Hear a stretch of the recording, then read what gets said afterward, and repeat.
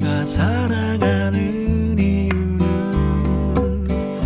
주님 때문이라. 성도 여러분, 반갑습니다. 또 이렇게 주일 예배에 이어서 수요 예배도 또 이렇게 영상으로 만나게 돼서 참으로 반갑습니다. 예배당 안에서 만나는 게 더 기쁜 일이지만 그래도 또 이렇게 영상을 통해서 또 수요 예배로 함께 할 수 있게 된 것도 하나님의 은혜라고 생각을 합니다. 요즘 많이 답답하시죠?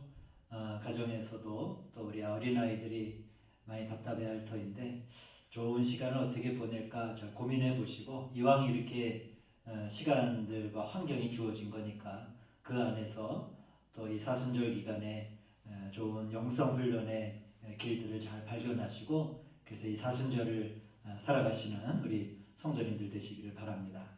자, 기도하시겠습니다. 하나님 고맙습니다. 오늘도 이제 이 수요 예배 가운데 저희들을 부르셔서 함께 하나님의 말씀을 나누고 또 믿음의 갈망을 가지고 이 자리에 있게 하신 것을 감사를 드립니다. 비록 함께 예배당에 모여 말씀을 나누지 못하고 또 친교와 교제가 없지만은, 그러나 모든 이 우주 가운데 역사하시는 성령님께서 우리들의 마음을 하나로 묶어주시고 또 한 마음과 한 뜻으로 주님의 전을 사모하며 하나님의 말씀을 그리워하며 이 예배에 참여케 하옵소서. 우리 주 예수 그리스도의 이름으로 기도하였습니다. 아멘. 좀 낯서실 터인데 아마 영상으로 찬송가가 이제 나갈 겁니다. 그래도 조용하게 찬송가 한 장 부르시고 말씀 보는 시간 갖도록 하겠습니다. 찬송가는 342장 너 시험을 당해 함께 찬양하시겠습니다.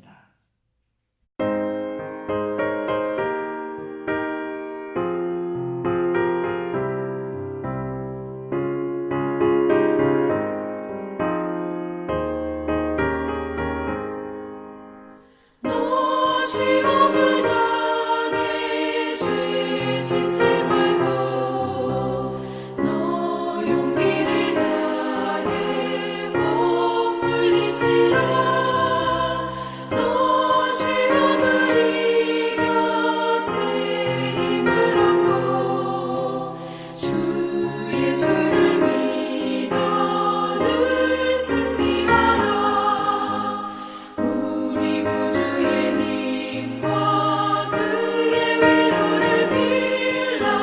주님 내 편에 서서 항상 도우시리.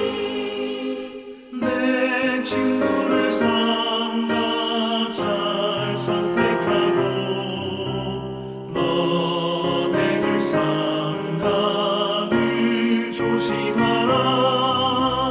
너 열심을 다해 늘 충성하고 온 정성을 다해 주 봉사하라. 우리 구주의 힘과 그의 위로를 빌라. 주님 내 편에 서서 항상 도우시리.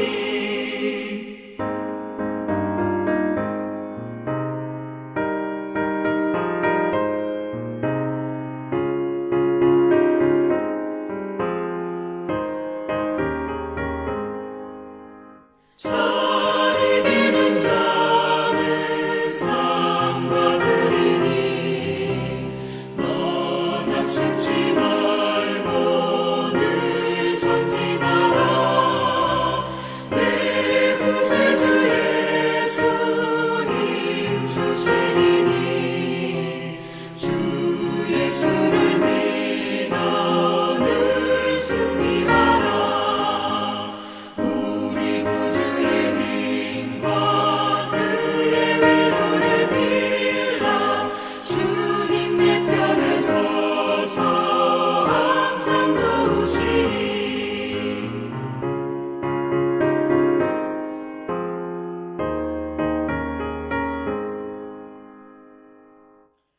아멘.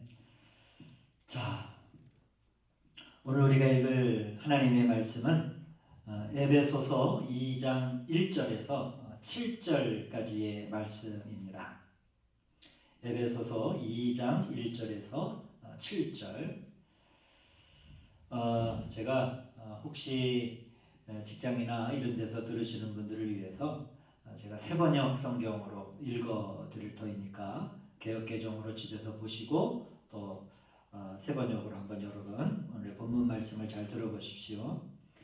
여러분도 전에는 허물과 죄로 죽었던 사람들입니다.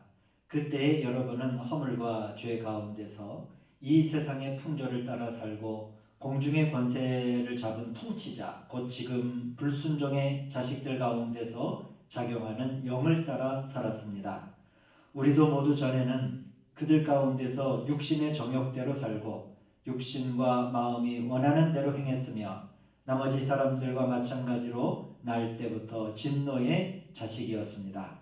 그러나 하나님은 자비가 넘치는 분이셔서 우리를 사랑하신 그 크신 사랑으로 말미암아 범죄로 죽은 우리를 그리스도와 함께 살려주셨습니다. 여러분은 은혜로 구원을 얻었습니다. 하나님께서 그리스도 예수 안에서 우리를 그분과 함께 살리시고 하늘에 함께 앉게 하셨습니다. 그것은 하나님께서 그리스도 예수 안에서 우리에게 자비로 베풀어 주신 그 은혜가 얼마나 풍성한지를 장차 올 모든 세대에게 드러내 보이시기 위함입니다. 아멘. 자, 오늘의 메시지는 제가 그동안 이제 수요 예배 때 작년 7월 달부터 이제 쭉 드렸던 말씀인데 수요 예배에 나오시는 분들이 이제 많지 않으니까 혹시 수요 예배를 갈망하셨던 분들도 또 이 말씀을 함께 나누고자 하는 마음에서 제가 한번 말씀을 7월 달부터 본 말씀을 한번 이렇게 쭉 정리를 좀 해가면서 이 방송이 몇 차례가 될지는 모르지만은 한번 그 내용을 오늘 말씀 가운데 함께 나누도록 하겠습니다. 우리가 다 신앙의 그 첫 경험들을 가지고 있습니다. 뭐 누구를 통해서 전도를 받고 또 뭐 때로는 모태신앙으로 우리가 교회를 다니기 시작했든지 간에 누구든지 다 첫걸음이라고 하는 것을 가지게 되죠. 그런데 이 신앙의 시작은 다른 것과는 좀 차이가 있어요. 예를 들면 뭐 찰흙으로 뭘 만들다가 찰흙으로 만든 게 영 시원치 않으면은 그냥 뭉개버리고 다시 좀 만들 수 있고 뭐 심지어는 뭐 개집을 짓다 하더라도 뭐 짓다가 영 마음에 안 들면 다시 부셔버리고 다시 지으면 이전보다 더 훨씬 더 멋지고 또 잘 지을 수도 있습니다. 그런데 이 신앙이라고 하는 것은 그 첫걸음이 굉장히 중요해요. 어떻게 이 첫걸음을 내딛느냐 그리고 그 방향 설정을 어떻게 하느냐라고 하는 것에 따라서 그 생명의 성장의 속도와 그리고 그 열매 맺는 일들이 굉장히 차이가 납니다. 그래서 이미 이제 여러분들이 신앙의 첫걸음들을 다 걸어오셨지만은 한번 나의 신앙의 방향은 어떠한가 라고 하는 것을 한번 점검해 보는 시간이었으면 좋겠고 또 내가 이러한 것을 너무 의식하지 못하고 그냥 향방 없이 내가 이 교회를 다니고 믿음 생활을 하는 것은 아닌가라고 하는 것을 한번 돌아보는 그런 시간들이 되었으면 좋겠습니다. 그러니까 제가 오늘 우리 성도님들과 함께 말씀을 드리고 싶은 건 이거예요. 신앙의 전체적인 이 과정과 이 과정을 하나의 좀 도면으로 보는 그런 어떤 이것을 이제 어떻게 보면 통찰이라고도 이렇게 얘기할 수 있는데 이러한 어떤 우리들의 신앙의 좀 통찰력들이 우리 가운데 있어야 한다는 겁니다. 요새 이제 지난 주일 지나서 신천지 그 집단에 이만희가 나와서 이제 기자회견도 하고 하는 걸 우리 성도님들 관심 있게 보셨죠. 저도 이렇게 보니까 이제 이 물리적인 생물학적 나이를 이길 수 있는 인간은 없어요. 하나님의 법칙인데 죽으리라 했으니까 인간은 죽는 게 원리죠. 옛날에 진시황이 죽지 않기 위해서 불로초를 찾으러 다니러 사람을 보내고 그 진시황 황제 등에 수많은 토기 인형을 세워놔도 한나의 역사의 구경거리가 되는 거예요. 이렇게 보면서 그 어떠한 그 이만희가 기자회견하는 걸 보면 많은 신앙의 바른 정신과 건강한 정신을 가지고 신앙의 통찰력이 있다라고 하면은 내가 그렇게 헌신하고 내가 돈도 바치고 몸도 바쳤던 내 종교가 이 얼마나 그게 썩은 종교고 타락한 종교라고 하는 것을 정상적인 사람은 알잖아요. 왜? 통찰을 하니까. 근데 말하자면 경주마는 양옆에 눈을 이렇게 가리잖아요. 옆을 못 돌아보게 통찰을 못하는 거죠. 오로지 앞만 보고 달려가는 그런 경주마와 같이 어떻게 보면 이제 신천지의 그 집단에 훈련받은 사람들은 양옆에 눈을 가리는 훈련들을 하는 거죠. 그래서 한 가지 방향만 이렇게 쭉 바라보게 이제 하는 훈련들을 받는 것일 수 있는데, 그래서 우리가 이 신앙에 좀 큰 통찰력을 갖는 게 굉장히 중요합니다. 그래서 예전에 유명한 칼바르트라고 하는 신학자도 이런 얘기를 한 적이 있어요. 한 손엔 신문을 그리고 한 손엔 성경을. 이 이야기는 뭐냐면 믿음 생활에 좀 넓은 스펙트럼들을 가져야 된다라고 하는 거예요.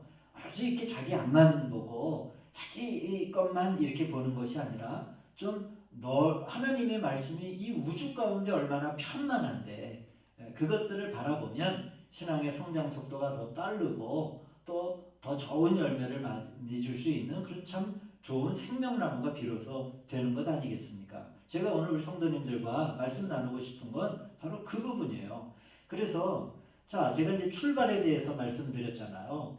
그리고 출발이 있으면 하나의 과정이 있는 것이고 하나의 과정을 통해서 우리는 어떤 결말이라고 하는 것을 이제 도출하게 된단 말이에요. 이게 이제 너무나 자연스러운 하나의 이제 과정이고 법칙인데, 신앙생활 우리들의 믿음의 경주 발걸음도 다르잖아요. 바울이 우리의 신앙의 삶을 하나의 경주라고 표현했을 때 경주를 하기 위해서는 뭐 해야 돼요? 먼저 트랙을 들어가서 지 혼자 뛰다가 막 달리는 도중에 총성이 울리는 경주는 없습니다. 누구든지 다 스타트 라인에 서야 되는 것이고, 그리고 거기에서 다 같이 출발하는 어떤 시작, 그리고 과정, 그리고 피니시 라인에 들어가는 어떤 결말들이 있단 말이에요.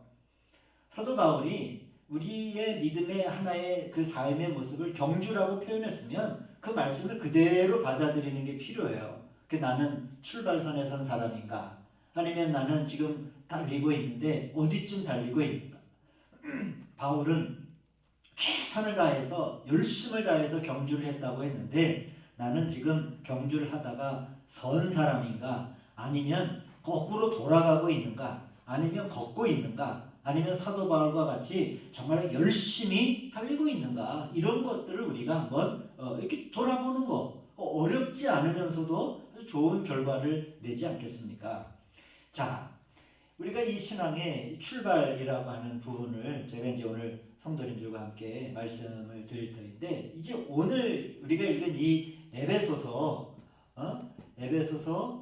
2장 1절에서 7절이 이 우리들의 출발을 잘 말씀해 주는 그런 메시지예요. 자, 보시면 3절을 한번 보세요. 성경을 여러분들이 펴실 수 있다면 에베소서 2장 3절에 보면 뭐라고 나와 있냐면 이렇게 나와 있어요. 우리는 날 때부터 진노의 자식이었습니다. 그러니까 우리가 이제 우리가 태어날 때, 우리가 이 세상에 나올 때 우리는 죄인된 모습을 가지고, 왜? 그것은 우리 첫사랑 아담으로부터 받은 우리 이 육체의 죄 가운데 우리들이 나왔다라고 하는 것을 이야기하는 거죠. 그러니까 우리는 다 죄인이에요. 죄인이라고 하는 이야기는 뭐냐면 이 스타트 라인에 서가지고 출발을 할 수 있는 경주자로서의 자격이 없다라고 하는 것을 말하는 거예요. 그러니까 여기서는 아직 뛰는 과정을 얘기하는 게 아닙니다. 에베소서 오늘 메시지는 출발 라인에 우리가 설 수 있는, 비로소 경주를 할 수 있는 사람이 되기 위해서는 바로 어떤 이 경주자로서의 자격을 우리가 가져야 된다라고 하는 거죠. 그러기 위해서는 우리의 원신분을 알아야죠. 그게 뭐냐면 오늘 성경 말씀을 보시면 우리는 날 때부터 진노의 자식이었습니다. 진노의 자식이었습니다. 라고 이제 표현, 이제 성경 말씀이 기록되어 있습니다. 자, 그럴 때 우리는 죽을 수밖에 없는 진노의 자식이었지만은, 그러나 4절, 이제 그 과정이 나오는 거예요. 하나님은 자비가 넘치는 분이셔서 우리를 사랑하신 그 크신 사랑으로 말미암아 범죄로 죽은 우리를 그리스도와 함께 살려주셨습니다. 여러분은 은혜로 그래서 뭘 얻었다고요? 4절 말씀을 보시면은 구원을 얻었다. 3절은 우리는 날 때부터 죄인, 진노의 자식이다. 그리고 우리는 그러나 우리를 하나님이 너무나 사랑하시기 때문에, 제가 이거 대단히 기초적인 우리 기독교의 교리를 지금 설명해 드리는 거예요. 우리는 날 때부터 진노의 자식이지만은 우리 그리스도가, 하나님은 자비가 넘치는 분이셔서 우리를 그 진노의 자녀 가운데 우리를 그냥 두고 볼 수가 없는 거예요. 그래서 이 4절에서 이어지는 5절을 보시면은 이제 그리스도와 함께 5절까지 보면 살려주셨습니다 라고 하는 거예요. 그래서 살림받은 그 표현의 그는 마지막 단어가 뭐냐면 우리는 은혜로 구원을 얻었다. 여러분들은, 저와 여러분들은 다 하나님의 구원을 얻은 그리스도인들이다 라고 하는 거예요. 비로소 우리는 구원을 얻은 그리스도인, 크리스찬이 되었기 때문에 뭘 할 수 있는 거예요? 이제 생명의 면류관, 이 피니시 라인을 위해서 달려갈 수 있는, 비로소 이 경주할 수 있는 자격이 주어졌다 라고 하는 것을 이 에베소서가 말씀하고 있는 것이죠. 자, 그러면서 6절 말씀을 보시면, 에베소서 2장 6절 말씀을 보시면 이렇게 되어 있죠. 자, 여러분은 5절에 여러분은 은혜로 구원을 얻었습니다. 6절, 하나님께서 그리스도 예수 안에서 우리를 그분과 함께 살리시고, 자, 그 다음 9절이 중요해요. 하늘에 함께 앉게 하셨습니다. 뭐라고 나와요? 6절을 보시면은 앉다. 하늘에 함께 구원받은 그리스도인들이 그 다음에 한 일이 뭐냐면은 바로 하늘의 그리스도와 더불어 함께 하나님의 보좌에 앉게 하셨다라고 하는 것이, 이 에베소서라고 하는 성경이 우리 신앙인들의 이 출발을, 어디에서부터 우리가 이 출발할 수 있는 사람인가 라고 하는 것을 이렇게 설명을 한 거예요. 여러분, 다시 어렵지 않아. 우리가 이제 교리 공부를 다시 한번 생각을 한다면, 우리는 날 때부터 진노의 자식이었어요. 죽을 수밖에 없는 죄인의 모습을 가지고, 육신을 가지고 태어났죠. 그러나 하나님은 자비가 넘치는 분이셔서 예수 그리스도를 우리에게 보내주시고, 그분의 십자가의 보혈을 통해 누구든지 주 예수 그리스도의 이름을 부르는 자는 구원을 얻게 되는 은총을 주셔서 우리로 하여금 죽지 아니하고 구원받을 수 있는 구원의 자녀가 되게 했단 말이죠. 그리고 구원받은 자녀로서의 처음 출발이 뭐냐면 그리스도와 더불어 하나님의 보좌 우편에 앉는 것.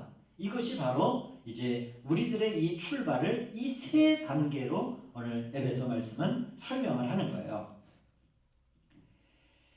여러분, 우리가 어떻게 출발하게 되었는가라고 하는 것을 이 수요 방송을 들으시는 우리 성도님들은 뭐 집에서 이렇게 좀 편안하게 써가면서 하시면 더 공부가 더 잘 되시리라고 생각을 하는데, 분명히 잊지 마시기를 간절히 바랍니다. 제가 우리 성도님들에게, 우리 생명나무교회 성도님들은 뭐 귀에 못이 박히도록 들으시는 것이 있어요. 뭐예요? 우리 인간은 6일째 창조가 되고 6째 날에 되었죠, 하나님께서. 그리고 하나님은 제7일째 뭐 하셨어요? 성경에 본 대로 안식하셨다. 그래서 제7일 되는 날을 우리가 안식일로 지키는 것 아닙니까? 이게 이제 하나님의 일정표예요.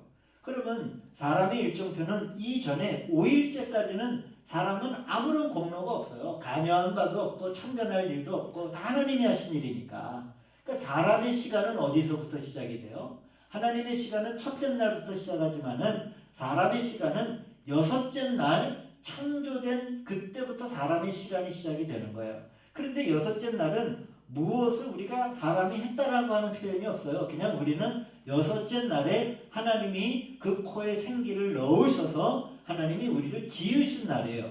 그러면 저녁이 되고 아침이 되니 하나님이 보시기에 좋았더라 하고 그 말씀이 끝난 다음 그 생명이 들어온 그 인간이 제일 처음 본 광경이 뭡니까?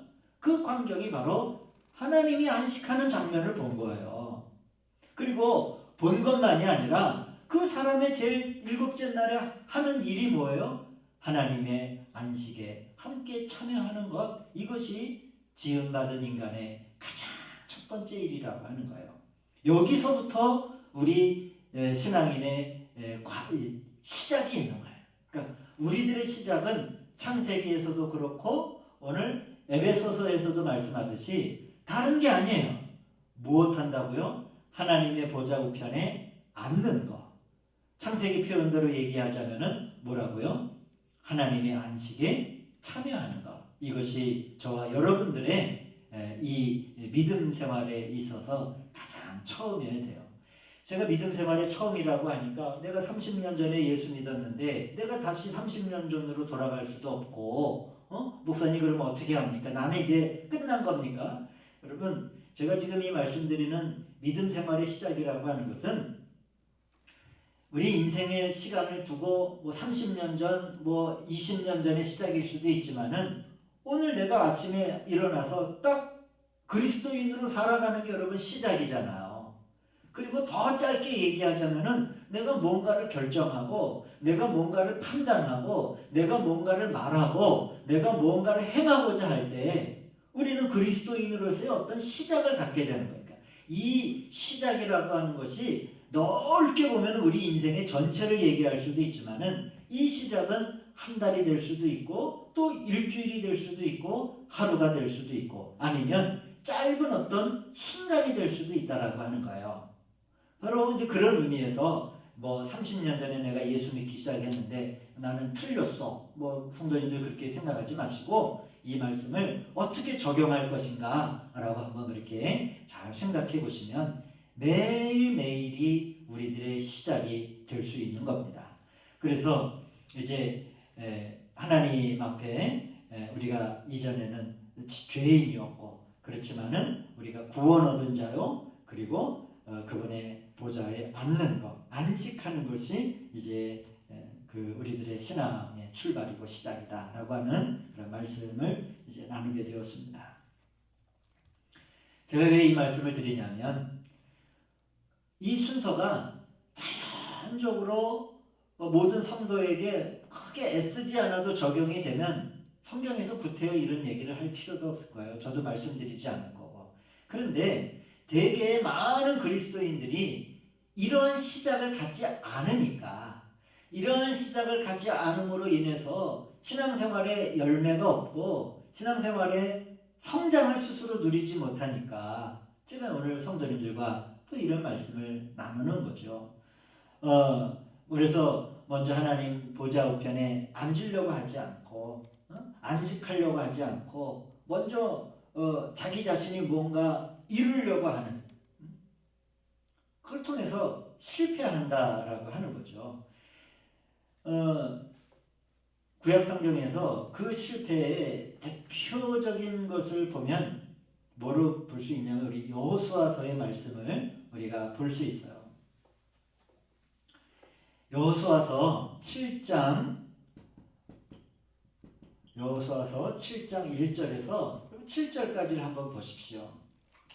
여기 보면은 여호수아라고 하는 아주 줄충한 인물의 실패가 나오는 그러한 기록이 되어 있습니다.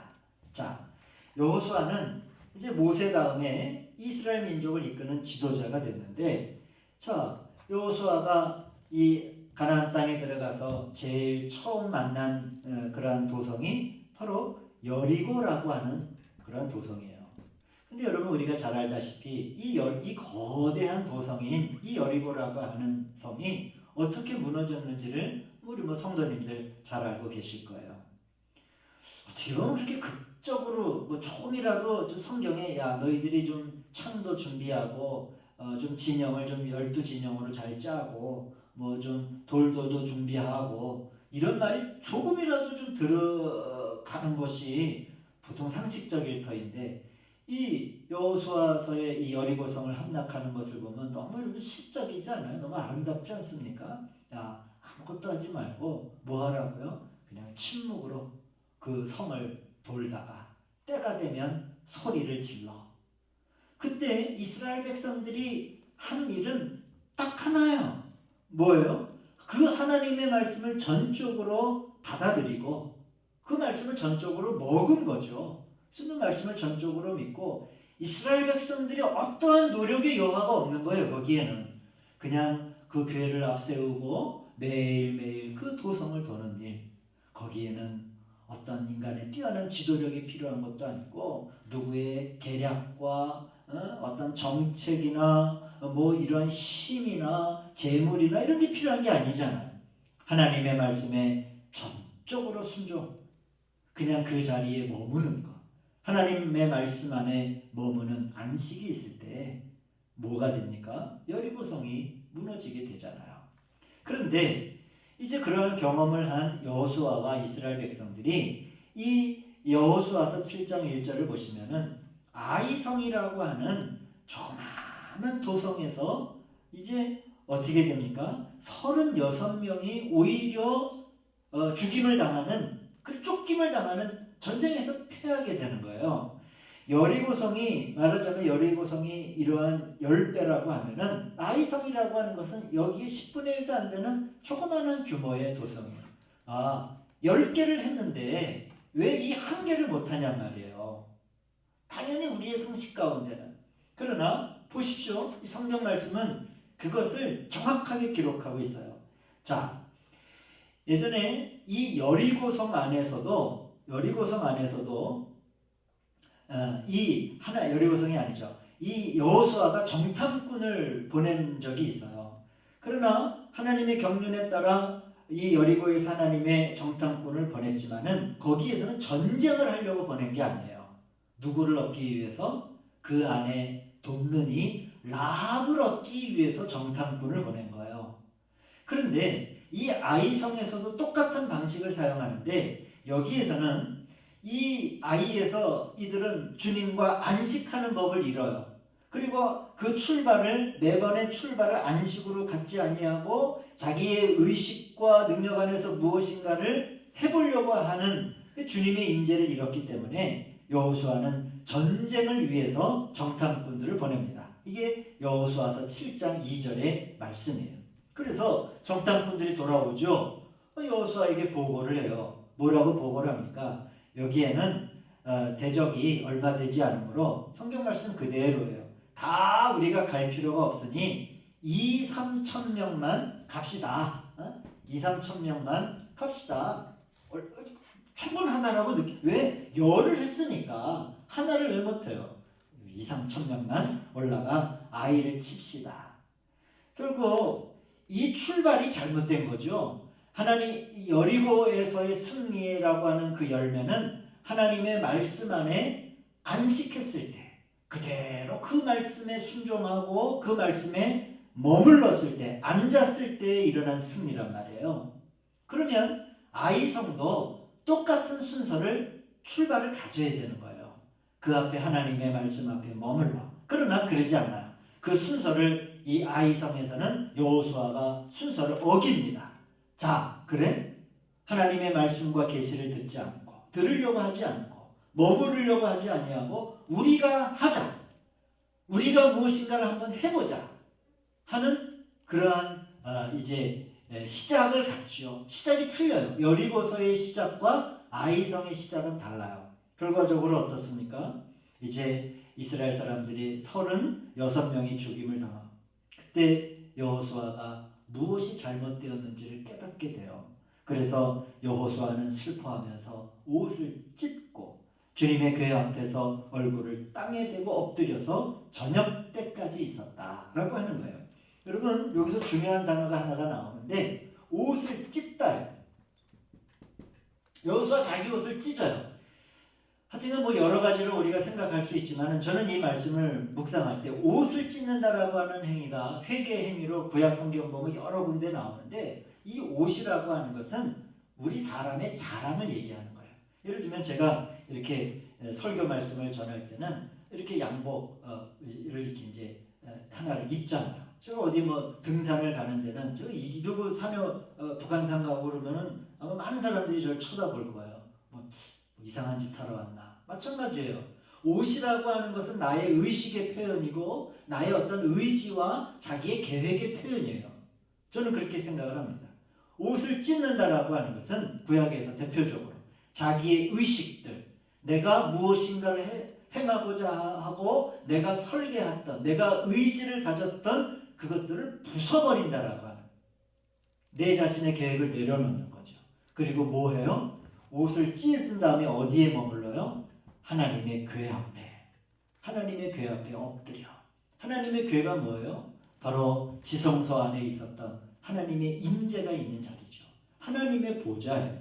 즉 하나님의 보좌에 앉는 것. 다시 그 새로운 다시 출발을 갖는 것을 말하는 거죠. 여호수아가 우리가 이 열을 능히 할 수 있는 능력을 가지고 하나를 못 이룬 거에 대해서 느낀 거죠. 뭔가 잘못되었다. 뭐가 잘못됐습니까? 아무것도 변한 건 없어요. 사람이 변한 것도 없고 뭐가 변했어요? 변한 건 딱 하나. 뭡니까? 시작이 잘못되었다. 출발을 잘못 가졌다. 라고 하는 것을 느꼈을 때 옷을 찢고 하나님의 궤 앞에 머물렀다라고 하는 것입니다. 사랑하는 우리 성도 여러분, 말씀을 정리합니다. 이렇게 우리가 수요 예배도 이제 영상으로 드리면서 저도 뭐 여러 가지 착잡한 마음도 들고 또 언제까지 이래야 될까 생각도 들지만 뭐 좋은 면으로 생각하기로 했어요. 우리들의 출발이 잘못되지 않았는가라고 한번 돌아보는 사순절이 되었으면 좋겠습니다.